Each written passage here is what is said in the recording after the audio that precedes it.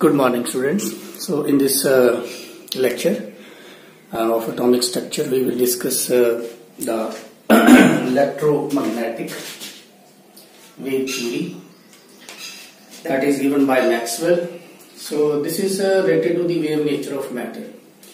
तो इस चैप्टर में आगे जब हम पढ़ेंगे उसमें मैटर का जो है वो प्रॉब्लम है, उसकी लड़ाई है साइंटिस्ट के बीच में. कुछ साइंटिस्ट कहते हैं कि matter is behaviour is like wave, कुछ कहते हैं कि matter is behave like a particle. तो ये थ्योरी है मैक्सवेल की, इसने ये एक्सप्लेन किया है कि matter is behave like a wave. आगे थ्योरी आएगी प्लैंक्स क्वांटम थ्योरी, वो कहेगा कि matter is like a particle. कुछ फिनोमिना है जो वेव नेचर को एक्सप्लेन करते हैं, कुछ फिनोमिना है जो पार्टिकल नेचर को एक्सप्लेन करते हैं.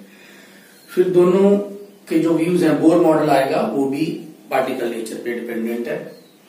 After that, we will discuss two phenomena. One is okay, photoelectric effect is also there, very important phenomena that is also related to the particle nature. So फिर उसके बाद हम करेंगे de Broglie equation and uncertainty principle. ये दोनों जो है de Broglie और अनसर्टेनिटी, ये ड्यूअल नेचर पे डिपेंडेंट है. ड्यूअल नेचर मीन्स ये दोनों साइंटिस्ट ये कहते हैं कि मैटर का नेचर ड्यूअल होता है, कभी पार्टिकल कभी वेव, दोनों. वेव भी ड्यूअल मीन्स बोथ. सो यहां से ये स्टार्ट होता है. फर्स्ट थ्योरी जो है इलेक्ट्रोमैग्नेटिक वेव थ्योरी मैक्सवेल की है, और इसी से यही डेफिनेशन है. 4 पॉइंट इलेक्ट्रोमैग्नेटिक रेडिएशंस को डिफाइन करना हो तो इन चारों पॉइंट्स को हम क्लब कर देंगे तो वो उसकी डेफिनेशन बन जाएगी. तो क्या है ये पॉइंट, एक एक करके समझते हैं. First is according to this electromagnetic wave theory, energy is emitted from any source. From any source means that may be some heating rod, that may be some bulb, filament of bulb. Okay, any source means that may be a bulb like this. So this is bulb. It emits radiation continuously. Continuously means in the form of waves. ये radiation emit कर रहा है, energy emit कर रहा है in the form of light, और वो continuously emit कर रहा है. Okay. और हीटेड रॉड, मान लो आपके पास कोई रॉड है, हॉट आयरन की रॉड है, तो ये कौन सी एनर्जी इमिट करेगी? Heat energy. तो वो हीट एनर्जी जो इमिट करेगी वो भी कंटिन्यूसली होगी इन द फॉर्म ऑफ वेव. ये थ्योरी ये कहती है कि एनर्जी किसी भी फॉर्म में इमिटेड हो वो हमेशा कंटिन्यूसली होती है वेव फॉर्म में. Okay, so energy is emitted from any source, whether it is a filament of bulb और is a heated rod, continuously in the form of radiation, and these radiations are called radiant. This energy is called radiant energy. Second, ये जो radiations हैं, these are consist of electric and magnetic field which are perpendicular to each other and also perpendicular to the direction of propagation. इसको समझते हैं. Direction of propagation means मान लो ये हमारी direction है, इस साइड जो हमारी वेव है जो वो जा रही है. इलेक्ट्रिक फील्ड और मैग्नेटिक फील्ड दोनों क्या होंगे? एक दूसरे के परपेंडिकुलर. परपेंडिकुलर हम पेपर पे कैसे शो करेंगे? चलो मैं ऐसे करके, इसको वे मत समझना, ये मैग्नेटिक फील्ड है. This is magnetic field.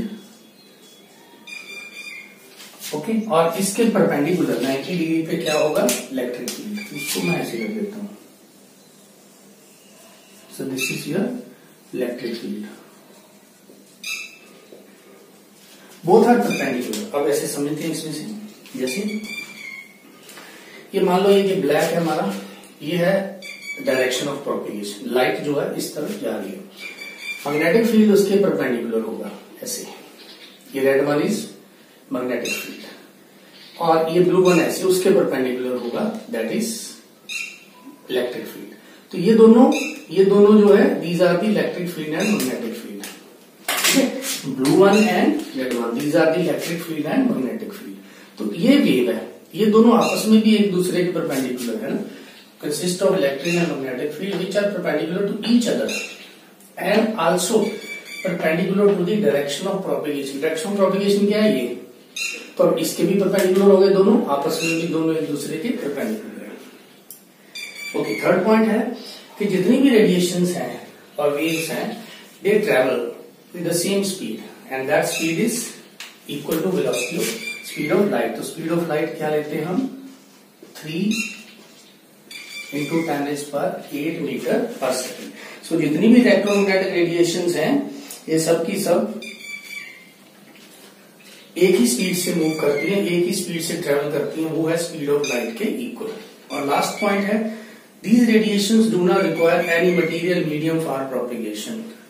In radiation को किसी भी मटेरियल मीडियम की जरूरत नहीं है प्रोपिगेट करने के लिए। जैसे सनलाइट हमारे तक पहुंचती है, रास्ते में कुछ नहीं है। बल्ब की लाइट हमारे तक पहुंचती है, पूरे रूम में जाती है, लेकिन रास्ते में खाली है, स्पेस है, मटीरियल स्पेस नहीं तो एयर है सिर्फ, लेकिन मटीरियल मीडियम तो नहीं है। मटीरियल मीडियम का मतलब होता है जैसे हीट है, हीट जो एक जगह से दूसरी जगह जाएगी, हमें आयरन रॉड चाहिए, तो आयरन रॉड एक तरफ से मान लो आपने पकड़ा हुआ, दूसरी साइड आपने आग में रख दिया, तो धीरे धीरे हीट जो है अपने तक पहुंच जाएगी। लेकिन पहुंचेगी किसके through? Through the medium.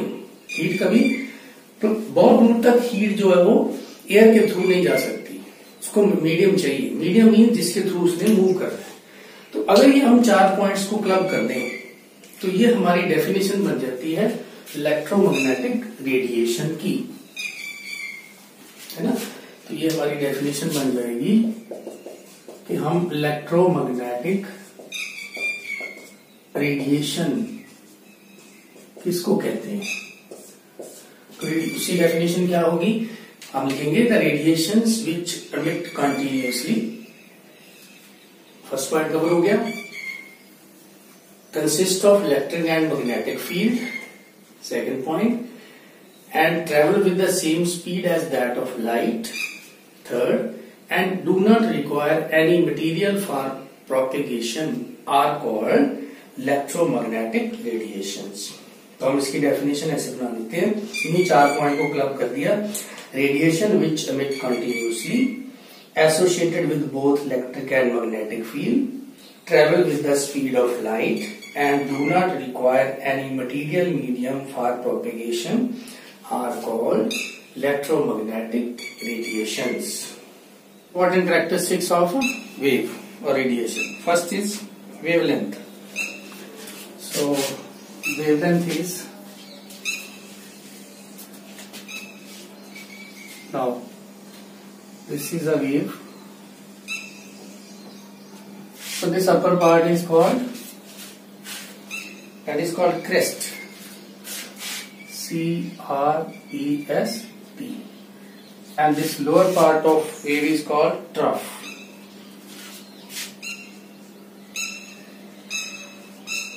So this is also trough, this is crest. The distance between the two conjective crust, तो ये जो distance है यहां से लेके यहां तक, this distance or the distance between the two trough is called wavelength. Distance between two conjective crust or trough is called wavelength. तो wavelength को लिखते हैं lambda से, LMBDA. This is lambda. ये इसका symbol है. So this distance is lambda. So as lambda is a distance, so its units are either meter or centimeter. But generally wavelength is expressed in nanometer, nm, that is nanometer, and 1 nanometer equal to 10 raised per minus 9 meter, or it is expressed in picometer, and 1 picometer that is equal to 10 raised per minus 12 meter, or it is expressed in angstrom.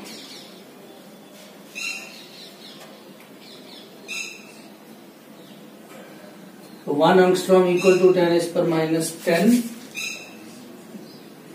meter. So generally wavelength is expressed in nanometer, picometer or angstrom. एक के ऊपर dot. So now suppose we have two waves. Like this is a wave A and B.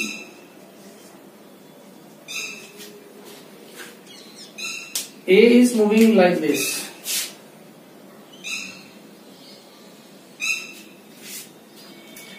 and B is moving like this.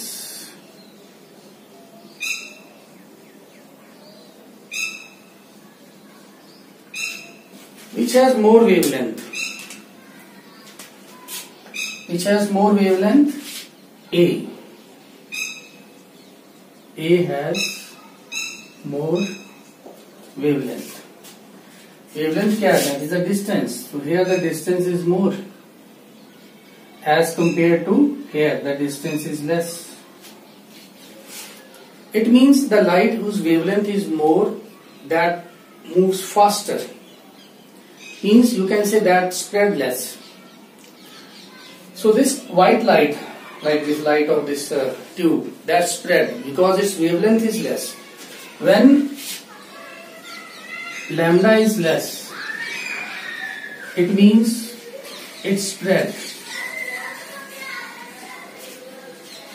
Red light, we have a Vibgyor, Vibgyor, and in this order wavelength that increases.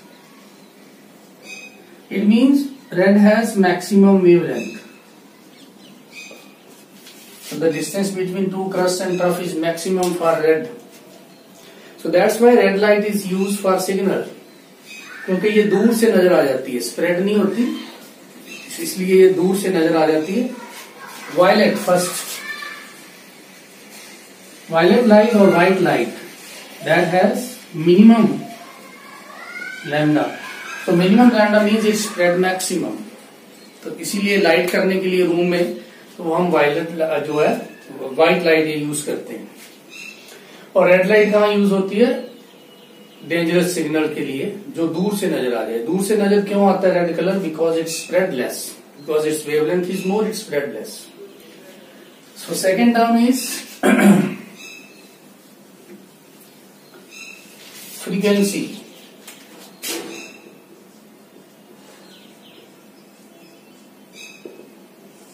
Frequency is expressed by nu. The name of this symbol is nu. Okay? थोड़ी सी टेढ़ी we डाल दो तो nu बन जाता है. तो frequency is defined as number of waves. That is number of waves passing through a point. Number of waves passing through a point in 1 second.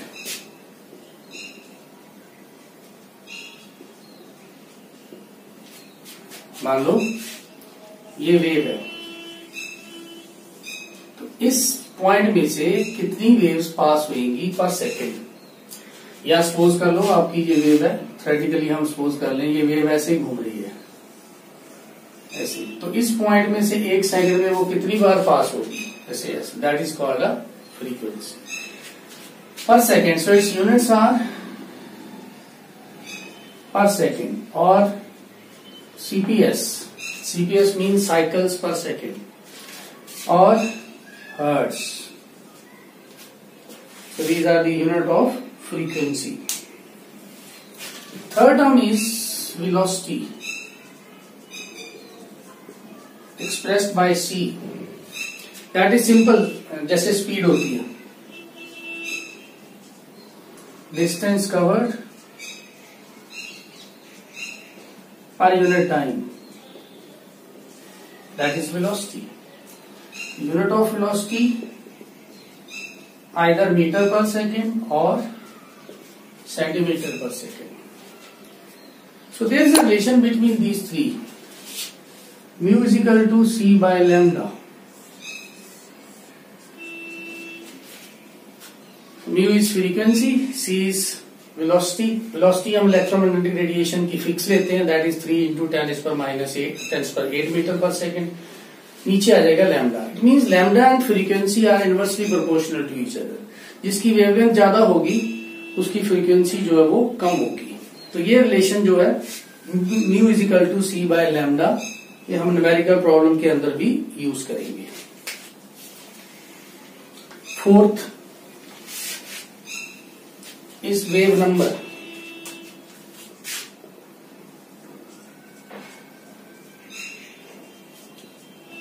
The symbol of this is nu bar. It's written as nu bar.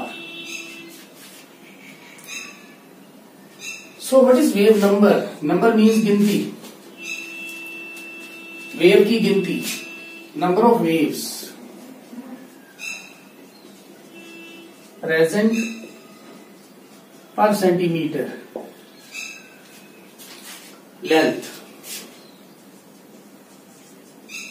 एक centimetre के कितनी waves हो सकती है, क्योंकि waves जो है वो इंटरफेयर करती है. मैटर और वेव में ये डिफरेंस है. मैटर एक जगह पे एक ही होगा, वेव जो है एक जगह पे दूसरी भी हो सकती है, दो वेव्स हो सकती है. इंटरफेयर. तो नंबर ऑफ वेव्स प्रेजेंट पर centimetre length is called wave number, and wave number is reciprocal of wave length.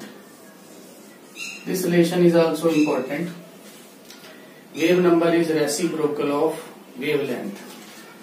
So units of wave number centimetre inverse और मीटर इनवर्स. वेवलेंथ के यूनिट सेंटीमीटर या metre होते हैं. Inverse करोगे तो वो क्या बन जाएगा, सेंटीमीटर इनवर्स या मीटर इनवर्स. तो इसमें एक रिलेशन पहले भी था, वो था mu is equal to C by lambda. तो यहां से अगर लैम्डा ले लें तो क्या आ जाएगा, सी बाय म्यू. तो अगर लैम्डा की वैल्यू यहां पुट करें, म्यू बार किसके इक्वल हो जाएगा, mu by C. Okay, this is also relation third. Number 5 term is amplitude is represented by small a. So this is the height of the crust and depth of the trough. Height, this distance. Depth, this distance. ये हमेशा क्या होगा, same. और इसी को बोलते हैं amplitude. Because it is length, so its units are centimeter or meter. Centimeter or meter. This time period, this is t. T equal to 1 by frequency. Or you can say the time taken by the wave to complete one cycle. One cycle means if the wave starts from here, this is its one cycle. Starts from here and that here. So the unit of time period is second. So these are the various terms, various characteristics of wave. Next is electromagnetic spectrum.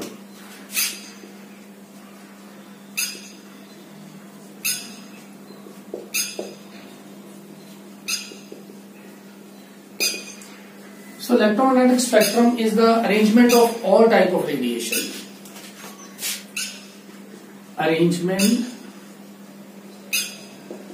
of all types of radiations according to increasing wavelength or decreasing frequency. So when we arrange all type of radiations in a particular order according to their wavelength or frequency, that become a electromagnetic spectrum. So in the electromagnetic spectrum, first is we have a cosmic rays.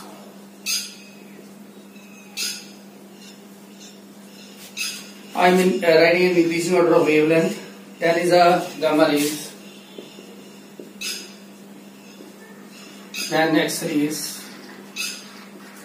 After X-rays we have ultraviolet, UV. UV means ultraviolet radiations. Then we have IR, infrared. And after IR we have microwaves. After IR we have after this with UV we have visible. Then IR and then microwave and radio wave. Microwaves and radio waves. So when we move this side, wavelength increases or frequency decreases. Cosmic rays space में होती हैं. Gamma rays they are emitted by radioactive substance alpha beta gamma, ये वो वाली gamma है. X-rays are used to do the X-ray of some fractured part of body. जो X-ray करते हैं, टांग वांग टूट जाए तो उसका X-ray करते हैं, that is X-rays. Ultraviolet radiations are used for disinfection. RO के अंदर भी आता है अल्ट्रावायलेट रेडिएशन का सिस्टम, माइक्रो ऑर्गेनिज्म को किल करने के लिए यूज होती है. विजिबल रेडिएशन जो हमें दिखाई देती है, जो कलर हमें दिखाई दे रहे हैं वो विजिबल है. कौन कौन से है वो? VIB, GYOR, विबगॉयड, violet, indigo, blue, green, yellow, orange and red. तो हम इस साइड जा रहे हैं तो वेवलेंथ जो है वो इंक्रीज हो रही है, मीन्स रेड की वेवलेंथ सबसे ज्यादा. इसकी जो रेंज है वो आपको याद रखनी है 380 से 760 तक, 380 नैनोमीटर टू 760 नैनोमीटर, रफली 400 से 800 तक भी आप याद रख सकते हो. उसके बाद IR रेडिएशंस. IR रेडिएशंस कहाँ होती हैं? जितने भी तरह के रिमोट कंट्रोल है, किसी का भी रिमोट हो, AC का रिमोट, टीवी का रिमोट, उसमें IR रेडिएशन प्रोड्यूस होती है. Microwaves are in the microwave as name indicate, and radio waves are the signals, TV signals, radio signals, they are radio waves. So we arrange all the radiation in a particular order with increasing wavelength, it become our electromagnetic spectrum.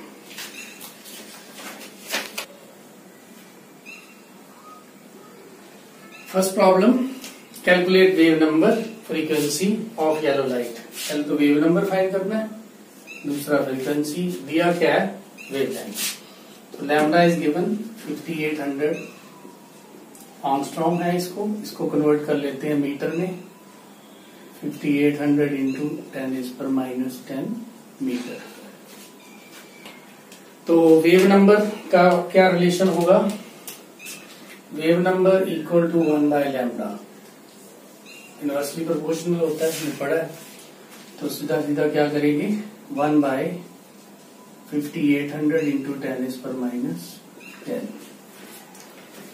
तो इसको solve करके 1.72 10⁻6 आ जाएगा. इसका unit आ जाएंगे metre inverse, क्योंकि इसके unit है metre, तो ऊपर चला गया मीटर इनवर्स. दूसरा है हमारा फ्रीक्वेंसी. फ्रीक्वेंसी होती है म्यू इजिकल टू C/λ. तो ये A पार्ट, ये B पार्ट, इसमें ये यूज होगा. C वेलोसिटी ऑफ लाइट, सभी रेडिएशन की वेलोसिटी सेम होती है, that is equal to velocity of light, हमने पढ़ा इलेक्ट्रोमैग्नेटिक वेव थ्योरी में. तो ये हो गया 3 इंटू 10⁸ मीटर पर सेकेंड, और लैम्डा उसने दे दिया 5800 इंटू 10⁻10 मीटर. मीटर से मीटर कट जाएगा, पर सेकेंड आंसर आ जाएगा 5.172 10⁻14. तो ये आंसर हो गया आपके फर्स्ट और सेकंड.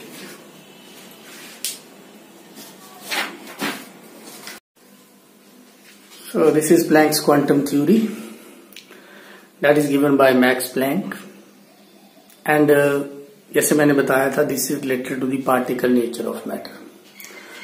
तो मेन पास्टुलेट्स ये 4 पॉइंट्स हैं, 4 पॉइंट उसमें थे. ये फटाफट से आप कॉपी पे लिख लो, फिर समझो अच्छे से. First is the radiant energy. Radiant means the energy emitted from any source, जो लास्ट में किया था. Radiant energy is emitted or absorbed not continuously. Maxwell ने अपनी थ्योरी में कहा था कि radiant energy is emitted continuously. मैंने बल्ब की एग्जांपल दी थी और हीटिंग रॉड की एग्जांपल दी थी, उसमें से वेव की फॉर्म में एनर्जी निकल रही थी. पर यहाँ पे ये क्या कह रहा है? Radiant energy is emitted or absorbed not continuously but discontinuously in the form of small packet of energy. छोटे छोटे पैकेट में निकलती है, जैसे एक पैकेट निकला फिर थोड़ा गैप पड़ गया, कंटिन्यूसली नहीं ना हुआ, फिर एक पैकेट फिर गैप. तो उस पैकेट को हम क्वांटम कहते हैं. किसी भी एनर्जी के लिए हम क्वांटम वर्ड यूज करते हैं, लेकिन स्पेशली लाइट के लिए उसके लिए वर्ड है फोटोन, इसलिए रेड में लिखा है. This is only for light. कैसे होगा, जैसे मान लो ये बल्ब है, अब लाइट कैसे एमिट करेगी, ऐसे in the form of small packets like this. So this is not continuously, this is a discontinuously. ऐसे आपके पास हॉट रॉड है, इसमें से एनर्जी कैसे एमिट होगी, वो भी ऐसे in the form of small packet. उसमें वेव था। ये जो एक आपको पैकेट नजर आ रहा है, this is one packet of energy, this is called quanta. अगर लाइट है तो photon. So this is a major difference between the Maxwell theory, electromagnetic wave theory by Maxwell and this Planck's quantum theory. वो कह रहा है continuously, ये कह रहा है डिसकंटिन्यूसली। क्वांटम जो है वो सिंगुलर वर्ड है, क्वांटा जो है वो प्लूरल वर्ड है, यहाँ पे क्वांटा वर्ड यूज किया है। ओके, दूसरा पॉइंट इसमें है एनर्जी ऑफ ईच क्वांटम। ये जो मैंने मार्क किया रेड से, इसकी एनर्जी कह रहा है is directly proportional to the frequency of radiation. तो हम ऐसा लिख सकते हैं, energy is directly proportional to frequency. Frequency पढ़ के आए हम, न्यू, इसका साइन होता है न्यू। तो यहां पे इस प्रोपोर्शनलिटी साइन को रिमूव करके मैं लगा रहा हूं E is equal to H nu. H is Planck's constant, जिसकी वैल्यू आपको न्यूमेरिकल में दी होती है, या फिर आपको पता भी होनी चाहिए कि इसकी वैल्यू क्या है। इस वैल्यू इज 6.626 10⁻⁻34। ये याद रखनी है आपने। H जो है 6.626 10⁻⁻34 जूल सेकेंड। और अगर सीजीएस में देखेंगे अर्क सेकेंड तो वो आ जाएगी -27। 6.626 10⁻⁻27 अर्क सेकेंड। इसकी वैल्यू को ऐसे भी लिख सकते हैं 6.626 इंटू 10⁻⁻34 kg/m²। इसके यूनिट और इसकी वैल्यू आपको पता होनी चाहिए, बिकॉज हम न्यूमेरिकल में यूज करेंगे, तो तब आपको पता होना चाहिए कि एच की वैल्यू जो है वो दी हो या ना दी हो, लेकिन आपको उसका यूनिट भी पता होना चाहिए, क्योंकि बाकी जो पैरामीटर्स आएंगे न्यूमेरिकल के अंदर वो हम इसके अकॉर्डिंग यूज करेंगे। जैसे जब मास आता है तो उसको केजी में लेंगे, लेंथ आती है तो उसको मीटर में लेंगे, ऐसे। ओके, तो अब ये जो E is equal to H nu है, इसको मैं और एक्सटेंड करता हूं आगे। ये पढ़ा है कि nu is equal to C by lambda होता है, इलेक्ट्रोमैग्नेटिक वेव थ्योरी के अंदर था। तो इस न्यू की वैल्यू हम यहां पुट कर देंगे, तो एनर्जी हमारे पास क्या आ जाएगी, hc बाय लैम्डा। सो ये हमारा फार्मूला है, दैट इज वेरी इंपॉर्टेंट, जो हम न्यूमेरिकल में आगे यूज करने वाले हैं। तो ये हो गया आपका second point, energy of each quantum is directly proportional to frequency of radiation. Okay, third है total amount of energy emitted और observe by a body will be some whole number quantum. मतलब क्या कि अगर कोई बॉडी हीट ऑब्जर्व कर रही है या एमिट कर रही है, वो होल नंबर क्वांटम में ही करेगी। मतलब उसमें से क्वांटम जो प्रोड्यूस होंगे वो होल नंबर, जैसे 3, 4, होल नंबर केमिस्ट्री में 0 नहीं लेते, 1, 2 से। होल मीन्स नॉट फ्रैक्शन, जो फ्रैक्शन में ना हो, है ना। तो क्वांटम ऑब्जर्व होंगे वो भी होल नंबर में, या तो 2 क्वांटम ऑब्जर्व हुए, या 3 हुए, या 4 हुए, या 5 हुए। ऐसा नहीं होगा कि 2.5 क्वांटम ऑब्जर्व हो गए, दैट्स नॉट पॉसिबल। जैसे ही कोई बॉडी एमिट कर रही है तो वो एमिट होंगे जो क्वांटम, वो भी होल नंबर में होंगे। अगर बॉडी ने, हम बोलेंगे बॉडी ने 4 क्वांटम एमिट किए, 5 किए, 15 किए, 20 किए, तो ऐसा नहीं बोलेंगे कि 2.5 किए।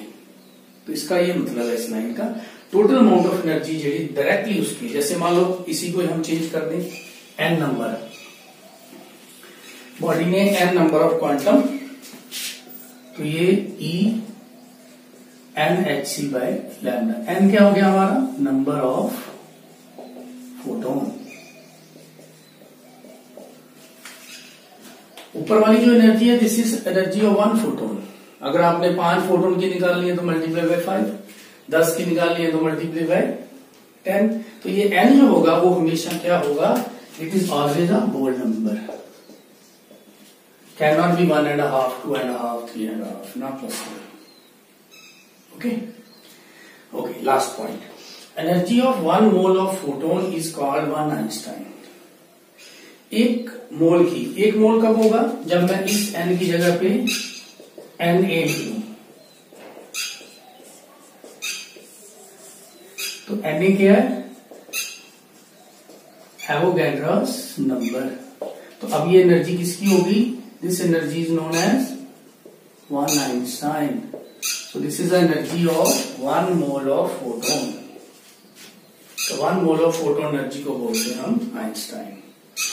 तो ये है theory, Planck's quantum theory, it's very important. इसका जो ये फॉर्मूला है E = hc/λ, ये आगे न्यूमेरिकल में यूज होने वाला है। तो नेक्स्ट लेक्चर में हम इसके न्यूमेरिकल करेंगे दोनों थ्योरीज के। वो प्लैंक्स मैक्सवेल की थ्योरी की तो मैंने ये तो करवा दिए थे, वो तो आसान है। इसके थोड़ा सा शॉर्टकट भी बताना है आपको कि कैसे आप इजीली और फास्ट कैलकुलेशन करके न्यूमेरिकल जो है, क्योंकि इसमें न्यूमेरिकल्स आते हैं, कहीं आपको बोला जाएगा नंबर ऑफ फोटॉन्स निकालें, ये ज्यादातर न्यूमेरिकल्स ही आएंगे। आपको एनर्जी दे देगा और वेवलेंथ दे देगा, बस आपको दो ही चीज चाहिए, एक रेडिएशन है उसकी एनर्जी इतनी है और उसकी वेवलेंथ इतनी है, बताइए उसने कितने फोटोन एमिट किए। तो H और C तो दोनों ही कांस्टेंट है, H की वैल्यू आपको पता है और C की वैल्यू वेलोसिटी ऑफ लाइट वो भी आपको पता है। तो ज्यादातर प्रॉब्लम इसके बेस पे होती है, वो हम नेक्स्ट लेक्चर में करेंगे और शॉर्टकट भी मैं बताऊंगा। आप यहां तक अच्छे से जो इसको पढ़ लेना, साथ साथ एनसीईआरटी में से पढ़ लिया करो, और कोई बुक की जरूरत नहीं है। एनसीईआरटी और जो मैं करवा रहा हूं उसके नोट्स बनाते जाओ, that's more than sufficient. Main चीज क्या है केमिस्ट्री के अंदर कि आपको मैक्सिमम नंबर ऑफ एमसीक्यू करने हैं, उस पर आप ज्यादा ध्यान दो। कहीं से भी मैं भी आपको दे रहा हूं, आपको कहीं से भी एमसीक्यू जो है ना वो इम्पोर्टेंट है इसमें। बाकी थ्योरी के लिए और कुछ करने की जरूरत नहीं है, जो मैं करवा रहा हूं that is more than sufficient. और साथ साथ एनसीईआरटी की एक लाइन जो है वो पढ़ते जाओ।